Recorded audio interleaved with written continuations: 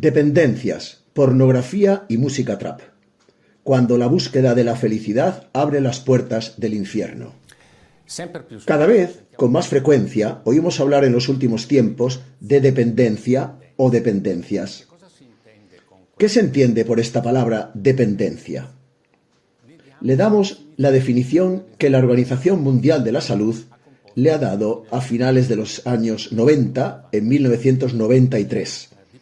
La dependencia se define como la condición psíquica y a veces también física derivada de la interacción entre un organismo viviente y una sustancia tóxica o una conducta inadecuada y caracterizada por respuestas, comportamientos y otras reacciones que implican siempre una necesidad compulsiva de tomar la sustancia o de repetir esa conducta o ese comportamiento de forma continuada o periódica para experimentar sus efectos psicológicos y en ocasiones evitar el malestar resultante de su privación, lo que se llama síndrome de abstinencia.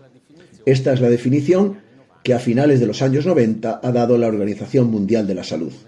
Lamentablemente, con el tiempo se ha pasado de la dependencia de sustancias estupefacientes, por tanto, de sustancias químicas, de drogas, a otras formas de dependencia, hasta el punto de que de hoy hablamos de dependencia en plural, dependencias, porque hay dependencias, por ejemplo, a los juegos de azar, de la pornografía, de las compras compulsivas, de comportamientos, digamos así, de reacciones sociales de tipo tóxico, la dependencia de Internet, de smartphones, de teléfonos móviles, que son dependencias que muchas veces están correlacionadas y relacionadas unas con otras.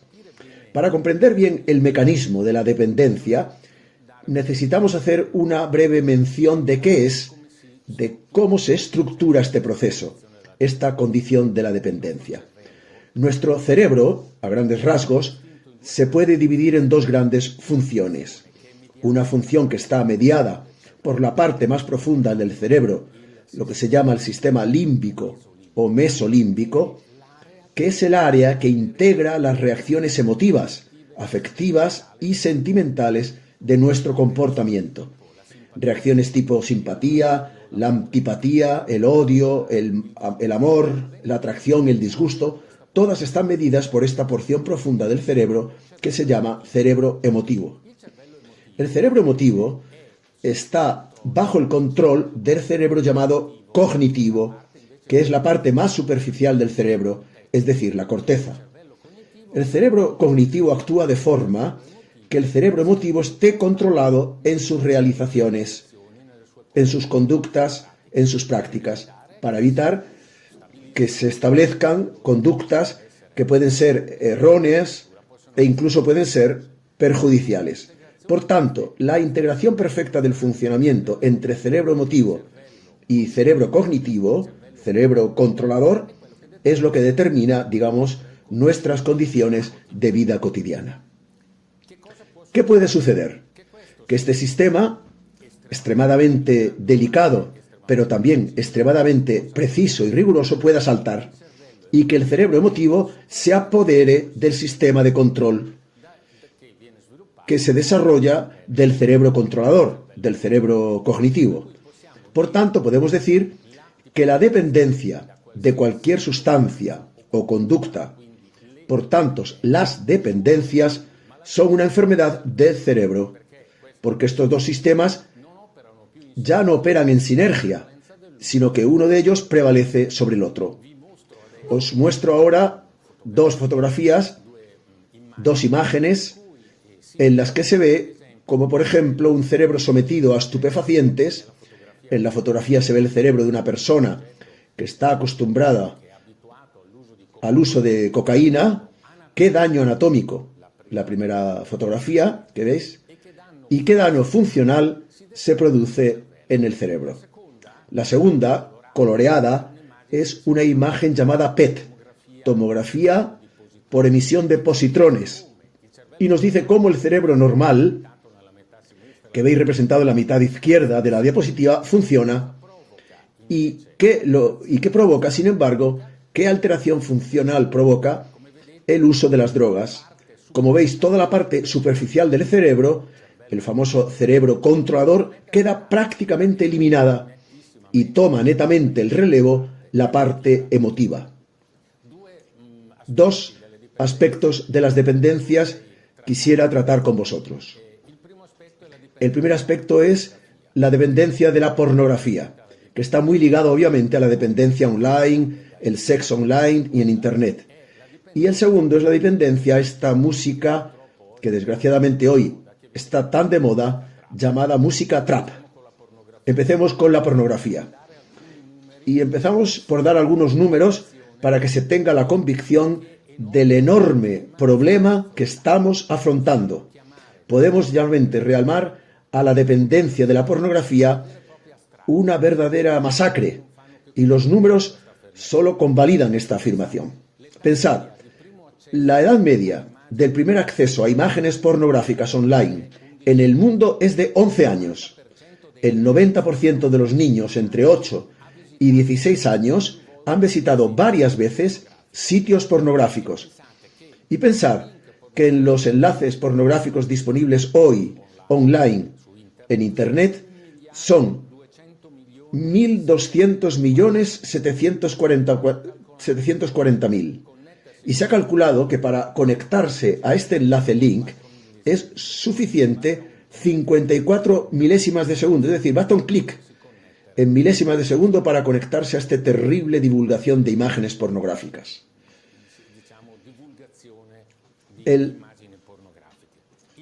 mercado de la pornografía a nivel mundial vale cerca de 200.000 millones de dólares al año. Y hablamos del mercado que en alguna medida es cuantificable, porque se añade todo la Deep Web o la Dark Web, que es imposible de cuantificar. Por eso hablamos de una verdadera masacre. Pensad que en el trienio 2020-2023 han sido 80 millones las fotografías y 30 millones los vídeos que han sido publicados de carácter pornográfico y de pornografía infantil, especialmente en plataformas de pago. Hablemos de nuestra nación, de nuestro país, Italia. Italia, pensad, ocupa el 4º lugar en el mundo en consumo de sexo online. Y en Italia, este consumo vale cerca de 4 o 5.000 millones de dólares o de euros al año. Milán y Roma están en el primer y en el segundo lugar, respectivamente, en la clasificación de las 10 ciudades industrializadas del mundo que utilizan sexo online. En Italia, los 3 primeros meses de 2020 han sido interceptadas por la policía postal, estatal, han sido interceptadas 20.000 vídeos solo en 2020 de carácter pornográfico infantil. Por eso también hay una potentísima alarma sobre la protección de los menores, porque la web hoy por hoy es el más poderoso medio de incitación sexual de los menores. ¿Qué sucede con quienes hacen uso de pornografía? Hablemos de las dependencias. En cuanto al tema específico de la pornografía, además hay 2 mecanismos que he hablado.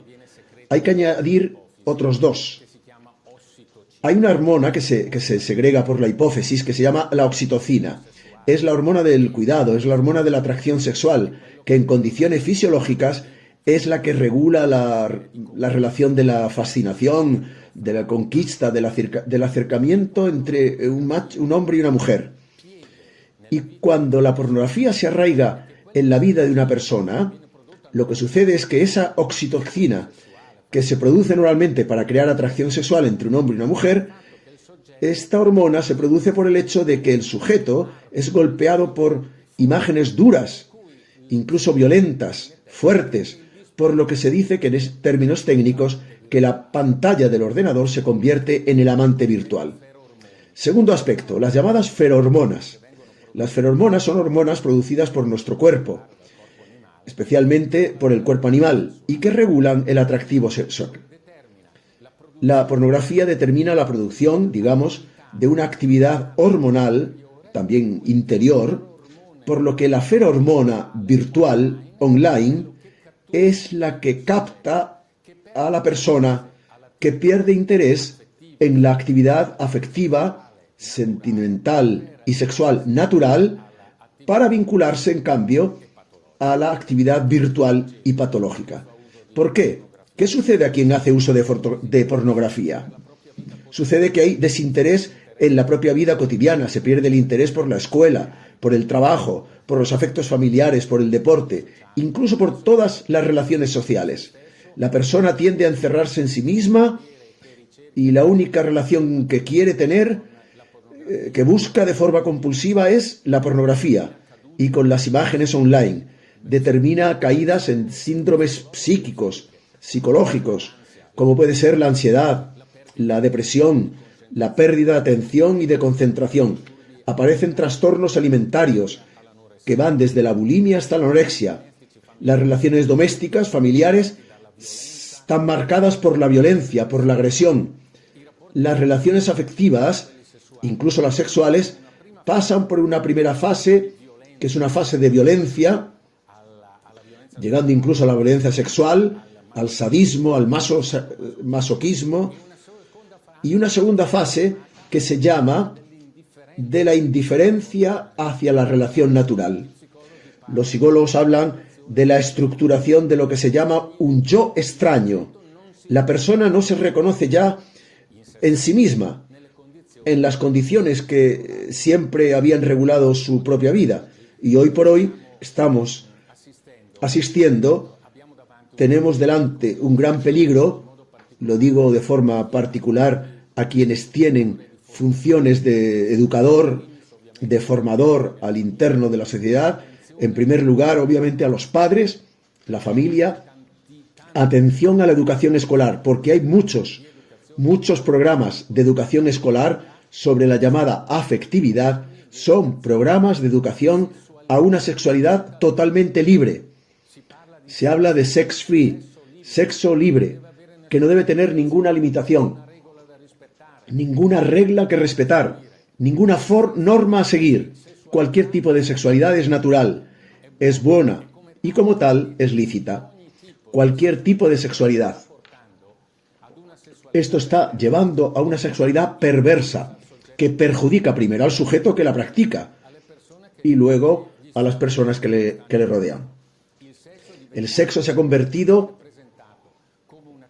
presenta como una actividad lúdica, recreativa, y es una actividad que es natural, como es natural el beber, el comer, el vestir, el taparse si hace frío, pero perdiendo de vista el elemento fundamental que hace que el sexo una función natural, sí, pero con una finalidad muy precisa, que es la naturaleza.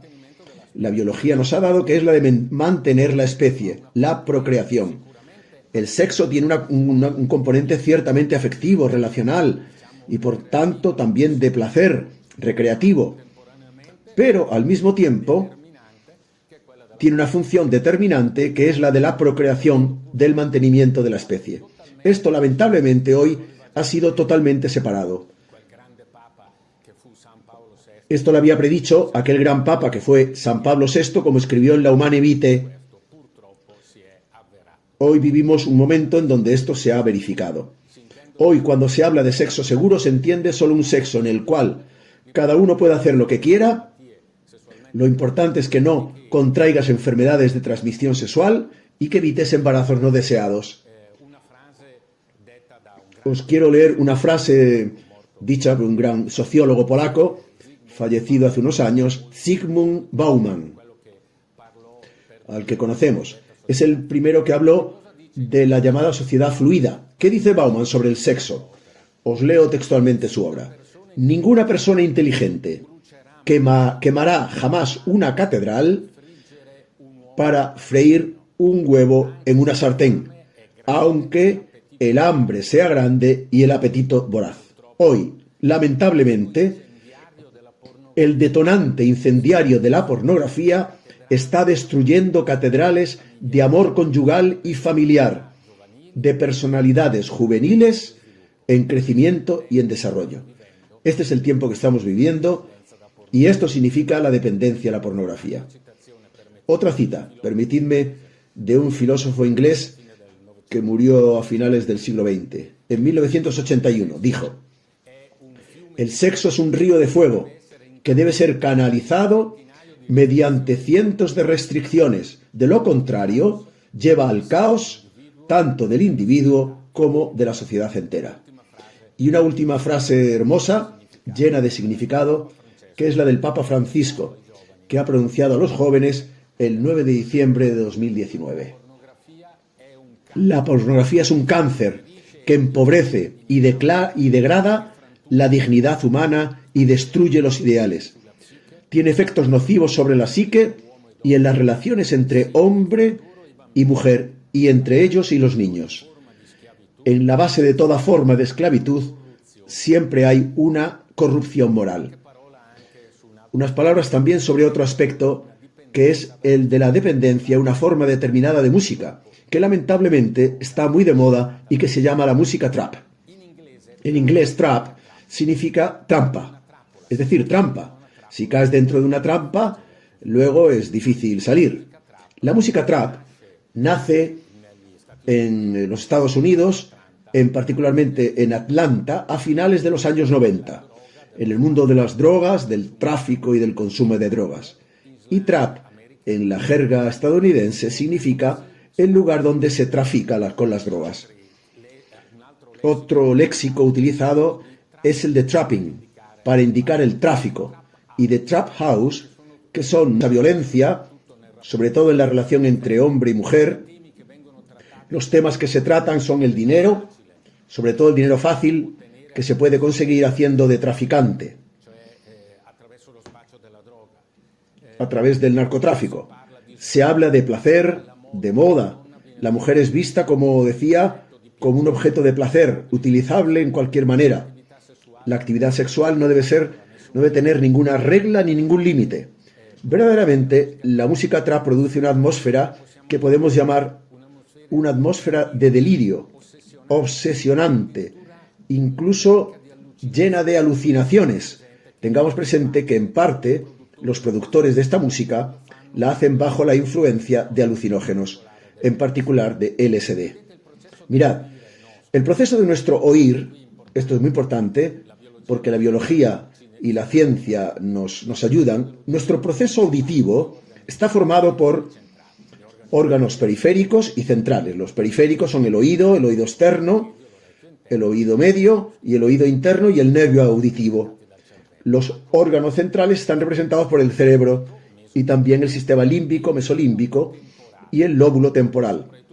Por encima de todo esto siempre está la actividad cortical, que es la actividad de control cognitivo.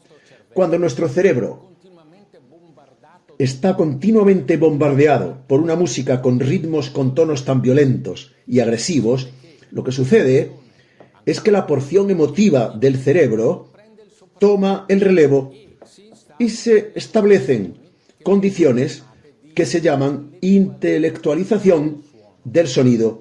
Es decir, escuchando el sonido se producen imágenes, representaciones mentales que corresponden al mensaje recibido.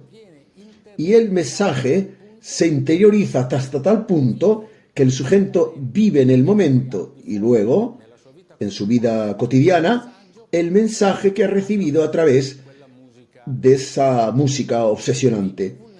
Los más vulnerables son, obviamente, los jóvenes, los adolescentes. Primero, por un factor biológico. El cerebro completa, por así decirlo, su construcción, su formación, en torno a los 21 o 22 años. Por eso, si hablamos de adolescentes, 14, 15 y 16 años, el cerebro de un chico de 15 o 16 años es una cantera en continua actividad, continuamente abierta y, por tanto, especialmente vulnerable. Luego están los procesos que se llaman de contagio social, de mímesis entre iguales. Es decir, escuchar esa música evoca el deseo de realizar esos mensajes que nos llegan. Mensajes de droga, de violencia, de un subidón, de acciones ilegales, de robo, incluso de homicidio, hasta llegar al suicidio. Por esto, desgraciadamente, son los datos. Se instaura una vez más una dependencia que obviamente pone en peligro no solo la salud, sino muchas veces hasta la vida. Esto es la música trap. Y también para la música trap, como con cualquier sustancia o conducta que produce dependencia, lo que vale es el aforismo que dice: más vale prevenir que curar. Quiero concluir con un mensaje. Cuando nos enfrentamos a condiciones que son objetivamente malas, el mal no se puede gestionar. El mal debe ser prevenido, desvelado y erradicado. Entonces esto significa erradicado, que tenemos que llegar a la raíz del problema. ¿Y cuál es la raíz del problema? La raíz del problema es que el hombre se ha alejado de Dios, ha cancelado a Dios de su vida y de su historia, y ha hecho de su propia razón y de sus propios placeres, de su propio vientre, nos dirá San Pablo, su Dios. Quiero leeros brevemente un pasaje de San Pablo a la carta a los Romanos, donde aclara muy bien. Pensad, ha escrito hace 2000 años y parece que lo ha escrito anteayer. Mientras se declaraban sabios, se hicieron necios y cambiaron la gloria del Dios incorruptible por una imagen, figura de hombre corruptible. Por eso Dios los ha abandonado a la impureza, según los deseos de su corazón, hasta el punto que deshonraron entre sí sus cuerpos, porque cambiaron la verdad de Dios por la mentira, y han adorado y servido a las criaturas en lugar del Creador, que sea bendito por los siglos. Por eso Dios los ha abandonado a pasiones infames.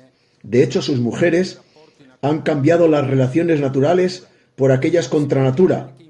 De igual manera, también los hombres, abandonando la relación natural con la mujer, se han inflamado de deseo los unos por los otros, cometiendo actos ignominiosos, hombre con hombre, recibiendo así en sí mismos la retribución debida a su aberración. Y como no quisieron conocer a Dios adecuadamente, Dios los ha abandonado a su inteligencia depravada, y por eso han cometido actos indignos. Pensad, si esta no es una fotografía muy clara de los tiempos que estamos viviendo. ¿Y cuál es el resultado? Este hombre se vuelve cada vez más infeliz, abandonando su meta, que es la felicidad, que es el conocimiento de Dios, se vuelve cada vez más infeliz. Y esto es una dramática constatación: aumento de asesinatos, aumento de suicidios, violencia de tipo sexual y de todo tipo.